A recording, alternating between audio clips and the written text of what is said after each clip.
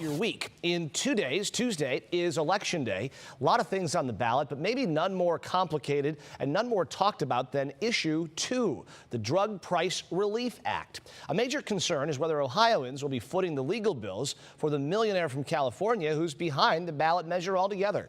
Consumer investigator Danielle Serino looked into this. Here's what she found.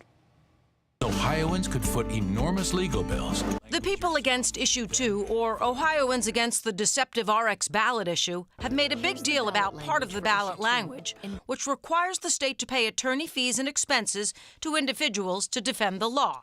What those commercials don't say is that the state attorney general already defends our laws if they're challenged, unless they're found to be unconstitutional. Here's an email from their office confirming that. The attorney general will defend it. But this guy says, I want to be in the room to make sure we're doing it right. Because if we pass it, we darn well better stand up for it. And that's all that provision does. And truth be told, the state will very likely have to defend Issue 2 if it passes. That's because the big pharmaceutical companies who oppose it, because it will hurt their profits, will probably sue. Even their spokesperson admits that. Danielle, I will tell you that everyone who has looked at this is certain that this will lead to a tsunami of lawsuits. And the #1 target will be healthcare CEO Michael Weinstein, who is backing Issue 2 and would have to pay $10,000 of his own money if the law is found unenforceable.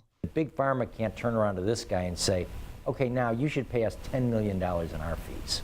This just puts a limit on it. If you think that a $10,000 civil penalty, if they lose, would come anywhere close to covering those legal fees, why, I have a bridge I'd like to sell you in Brooklyn. Which takes us to the question of, why is Weinstein pushing the issue?